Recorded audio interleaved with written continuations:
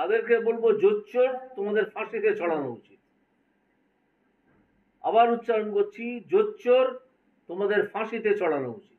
ঘোড়ার ডিম করবেন, ঘোড়ার ডিম করবেন, ওনাকে আসতে বলুন না। আমি তো সেদিন চ্যালেঞ্জ করেছিলাম, ওনাদের একজন মুখপাত্র বলছিলেন যে শুভেন্দুবাবু কেন ডায়মন্ড হারবারে দাঁড়ালেন না। আমি বলেছিলাম যে আপনাদের ভাইপোকে বলুন না তমলুক এসে দাঁড়াতে, তমলুক লোকসভা কেন্দ্রে দাঁড়াতে, দেখি কতটা সাহস। ঘোড়ার ডিম করবেন। উনি মিথ্যা কথা ছাড়া কিছু বলেন না। উনি বুঝে গেছেন যে উনি ভেঙে পড়ে গেছেন, এটা বুঝে গেছেন। সেই জন্য কালকে গতকাল মানুষের সিম্প্যাথি জাগানোর জন্য বলছেন বোমা মারবে। কে বোমা মারবে? ছুঁচো মেরে হাত বন্ধ কে করবে? কেউ করবে না। আমি ধীরে দূর থেকে তাদেরকে ছুঁচোর পর্যায়ে নামিয়ে আনতে চাই। আজকে তো সুপার নিউমারি পোস্ট নিয়ে তদন্তের একটা রাস্তা খোলা রইল। সুপার নিউমারি পোস্ট নিয়ে আমি ডেকে পাঠিয়েছিলাম একে, আপনাদের তখন যিনি চিফ সেক্রেটারি ছিলেন, চিফ না, প্রিন্সিপাল সেক্রেটারি এডুকেশন ডিপার্টমেন্ট, তিনিও একটি চূড়ান্ত ভালো লোক, কোট আনকোট। আমি যখন রায় দিতে যাচ্ছি তখন একজন এসে আমাকে জানালেন যে আজকে সকালেই তাদের একজন আইনজীবী সুপ্রিম কোর্টে গিয়ে একটা স্থগিতাদেশ এনেছেন, নাহলে সেদিনই তাদের 12টা বেজে যেত। থরথর করে কাঁপছিলেন সেই প্রিন্সিপাল সেক্রেটারি আমার সামনে দাঁড়িয়ে। আমার জয় না, আজকে আমার অত্যন্ত খারাপ লাগছে যে এরকম একজন জোচ্চোর মুখ্যমন্ত্রীর প্রশাসনের পাল্লায় আমরা আছি। এই মুখ্যমন্ত্রীকে এক্ষুনি পদত্যাগ করতে হবে, এক্ষুনি। অবশ্যই। আমি প্রথমেই তো বলেছি, আমি এই জোচ্চোর মিথ্যাচারী মুখ্যমন্ত্রী, যিনি জোচ্চুরিকে প্রশ্রয় দেন, যার সে তৎকালীন শিক্ষামন্ত্রী, যিনি এই দালালি করেছিলেন, তিনি জেলে। তার যদি বিন্দুমাত্র লজ্জা বলে কোনো জিনিস থাকে, এক্ষুনি তার পদত্যাগ করা উচিত। এবং এখন থেকে এই নির্বাচন রাষ্ট্রপতি শাসনের আন্ডারে হওয়া উচিত পশ্চিমবঙ্গে। প্রথম থেকেই তো এটা একটা অর্গানাইজড ক্রাইম ছিল এবং এখনো হয়ে আছে। সেই জন্যই তো সিবিআই এবং ইডির তদন্তে এত সময় লাগছে। প্রথম থেকেই পরিকল্পনা করে নেওয়া হয়েছিল যে আমরা কত টাকা কামাবো এই চাকরির ব্যবস্থা করে। আমার ঘৃণা করছে যে এই সুবীরেশ ভট্টাচার্য, যিনি তৎকালীন চেয়ারম্যান ছিলেন স্কুল সার্ভিস কমিশনের, তার সঙ্গে আমি তাদের প্রধান আইন উপদেষ্টা হিসেবে কিছুদিন কাজ করেছি। এসব কিছুই আমি ঘোরাক করে কোনোদিন জানতে পারিনি। যদি আমি জানতে পারতাম, সেই দিনই আমি তাদের বিরুদ্ধে ব্যবস্থা নিতাম।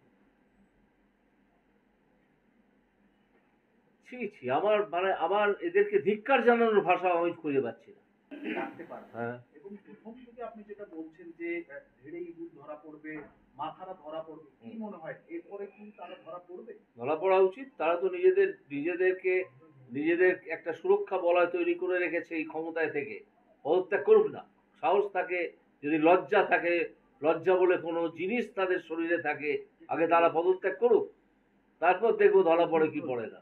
তারা তো সুরক্ষা বলয়টা নিয়ে রেখেছে, সুরক্ষা বলয়ের বাইরে যাক, তারপর দেখবো। আমাকে তো আহ্বান করেছিলেন যে আপনি জজিওতি ছেড়ে রাজনীতির ময়দানে আসুন। আজ তো আমি রাজনীতির ময়দানে এসেছি, তাদের তো আর টিকি দেখতে পাচ্ছি না এখানে। তারা সুরক্ষা বলয় ছেড়ে নেমে আসুন, দেখা যাক সিবিআই তাদেরকে গ্রেপ্তার করে কি করে না। এমন নয় যে তারা ওখানে থাকলে গ্রেপ্তার হবেন না, হতেই পারেন, কিন্তু সুরক্ষা বলয়টা তারা ছাড়ুন। মুখ্যমন্ত্রী হিসেবে রয়ে গেছেন একজন নির্লজ্জ মিথ্যাচারী মানুষ। ক্রমাগত সে পরশুদিন বলেছেন তিনি, আমি আনন্দবাজার পত্রিকায় পড়েছি যে তার যারা জেলে আটক আছেন যে মন্ত্রীরা, তারা নাকি আন্দোলন করতে গিয়ে গ্রেপ্তার হয়েছেন। কি আন্দোলন? স্বাধীনতা আন্দোলন। জোচ্চুরি করছিলেন তাই গ্রেপ্তার হয়েছেন। প্রকৃত ক্যান্ডিডেটদের, প্রার্থীদের বাদ দিয়েছেন, দিয়ে চাকরি বিক্রি করেছেন, কোটি কোটি টাকা রেখেছেন বান্ধবীর বাড়িতে, সেই জন্য আপনারা গ্রেপ্তার হয়েছেন। এই মুখ্যমন্ত্রীর তো ক্ষমতায় থাকার বিন্দুমাত্র আর কোনো কারণই নেই, কোনো অধিকার নেই।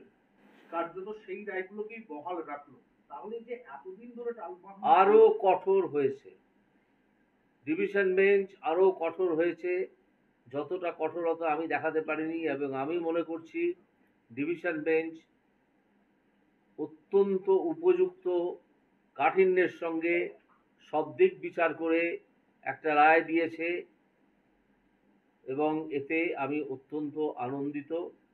তবে আজকে আনন্দ প্রকাশের দিন নয়, কারণ এই জোচ্চোরদের অধীনে আমরা আর থাকতে চাই না। কোথাও একটু স্বস্তি লাগছে আজকে যে আপনি ঠিক না, কোনো স্বস্তির বিষয় নেই।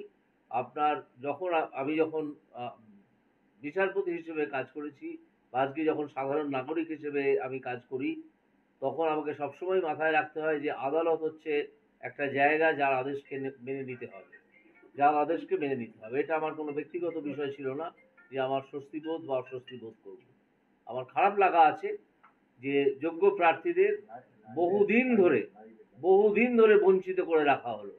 তারা যারা টাকা পেল না, যোগ্য প্রার্থীরা, তারা যোগ্য প্রার্থী যারা আবার নতুন পুনর্মূল্যায়নের ফলে যারা চাকরি পাবেন, তাদের জন্য আশা করব রাজ্য সরকার, যে রাজ্য সরকারই থাকুন, সে রাজ্য সরকার একটা ব্যবস্থা করবে।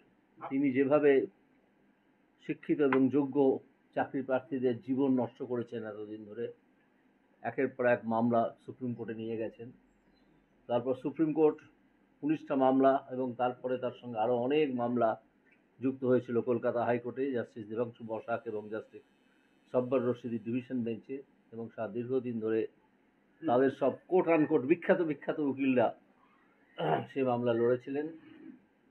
আজকে হাইকোর্ট তার হাইকোর্টের উপযুক্ত একটা রায় দিয়েছে, প্রথম। দ্বিতীয় কথা, আমি প্রণাম জানাবো ভারতবর্ষের জুডিশিয়ারিকে। এই জুডিশিয়ারি এতই পবিত্র, দু একটি কুলঙ্গার সবসময় থাকে, সে কথা বাদ দিতে হবে। এই জুডিশিয়ারি এতই পবিত্র এবং এই জুডিশিয়ারি ভারতবর্ষের নাগরিকদের স্বার্থে কাজ করে, এবং আমি অত্যন্ত গর্বিত এবং আমি নিজেকে অত্যন্ত